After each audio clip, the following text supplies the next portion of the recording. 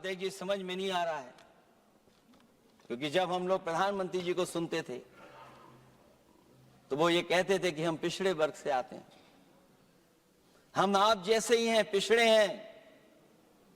लेकिन जब आरक्षण की बात हो रही है तो पिछड़ों की संख्या इसमें कितनी है, हमें उम्मीद है कि सरकार इस पर जरूर बात अपनी रखेगी।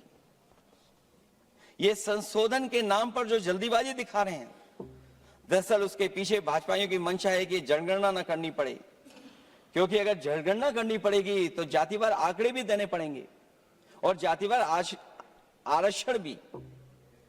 ये भाजपा का एक बहुत बड़ा षड्यंत्र है जिसमें जनगणना आधारित परिसीमन को नकार कर पिछड़ों का अधिकार लूटा जा रहा है।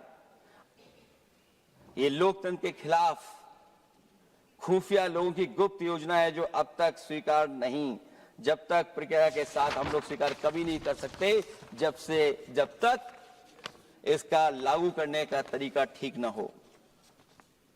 अगर पिछड़ों की आबादी कम से कम अगर हम गिन लें कि 70%, 80% से ज्यादा है, अध्यक्ष महोदय, अगर हम उनको 66% मान लें तो इनकी आबादी कम से कम पिछड़ों की 33% होगी, आधी आबादी की जनसंख्या, जिनके हक की बात तो है ही नहीं इसके अंदर।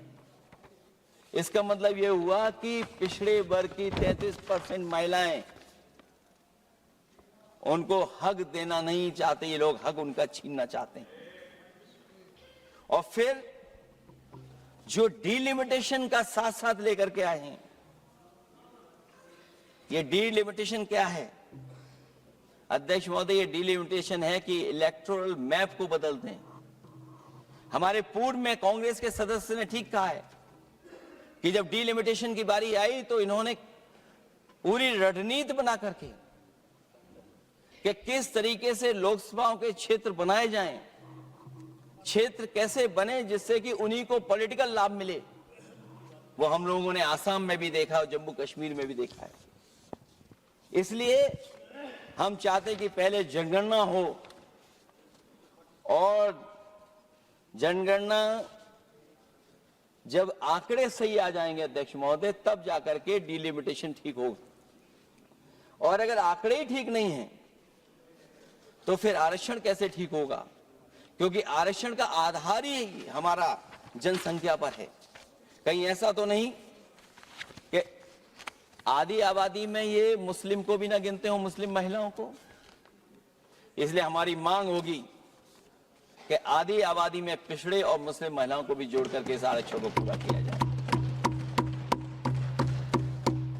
एक जो हमें आशंका है कि जब आरक्षण होगा और डिलिमिटेशन होगा और जब संख्या बढ़ेगी तो उत्तर प्रदेश की संख्या विधानसभा की 500 से ऊपर होने जा रही है। और अगर 500 से ज्यादा होने जा रही है तो उसमें सरकार क्या विचार कर रही है? कहीं कोई ऐसा षड्यंत्र तो नहीं है जो हम महिला आरक्षण के बहाने उस षड्यंत्र को छिपा करके आगे बढ़ रहे हों? क्योंकि उत्तर प्रदेश में 120 सीटें तो लोकसभा की होने जा रही हैं और विधानसभा की सीटें तो अगर 600 हो रही हैं, अगर 600 हो रही हैं तो कहीं ऐसा तो नहीं अध्यक्ष महोदय उसमें भी कोई साजिश षड्यंत्र हो? जो षड्यंत्र हम लोगों को समझ में नहीं आ रहा हो। और अगर षड्यंत्र रहेगा तो जैसे अयोध्या हारे आप, एक बार फिर उत्तर प्रदेश आप हार जाएंगे।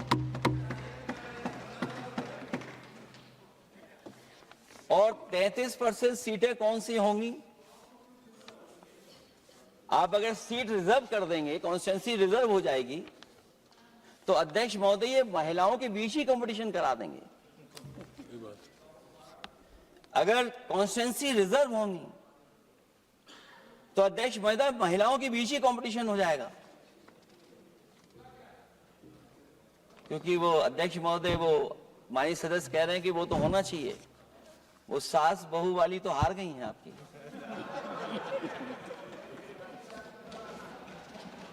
तो अगर पार्टी को ये मौका मिलेगा तो न केवल कंपटीशन से हम बच सकते हैं, बल्कि संख्या महिलाओं की लड़ने की ज्यादा होगी। ये महिलाओं को ज्यादा नहीं लड़ने देना चाहते हैं चुनाव, इसलिए कॉन्स्टिट्यूंसीज को रिजर्व कर रहे हैं। अध्यक्ष महोदय, हमारा पक्ष है, हमारी मांग है कि ये जो लागू हो आरक्षण, वो पार्टी को मौका मिले, पार्टी लड़ाए उनको, पार्टी संख्या तय करे। इसके साथ साथ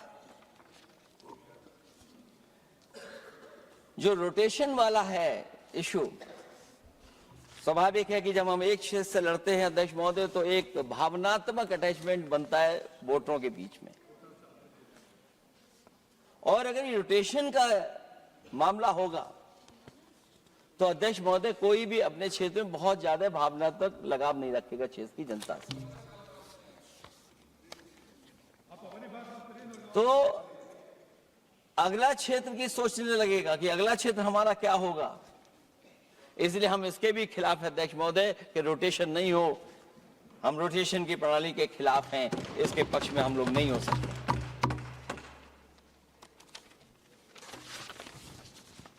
इसलिए अध्यक्ष महोदय, हमारी मांग होगी कि पहले सेंसस कराए, जनगणना कराई जाए।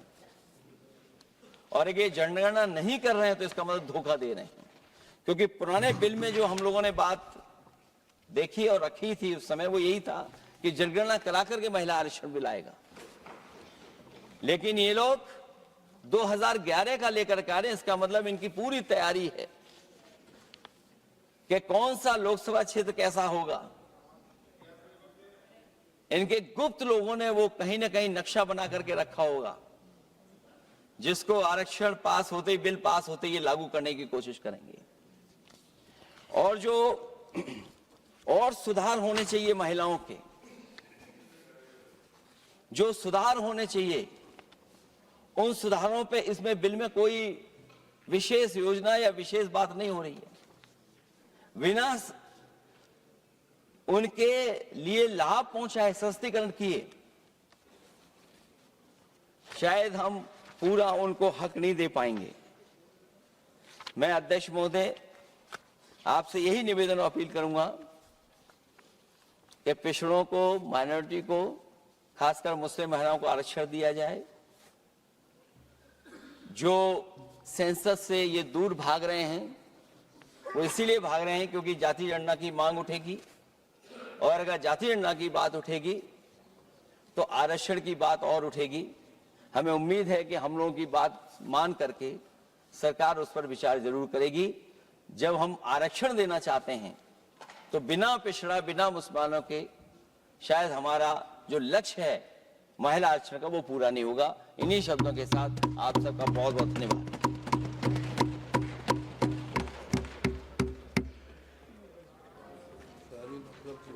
श्रीमती काकोली घोष।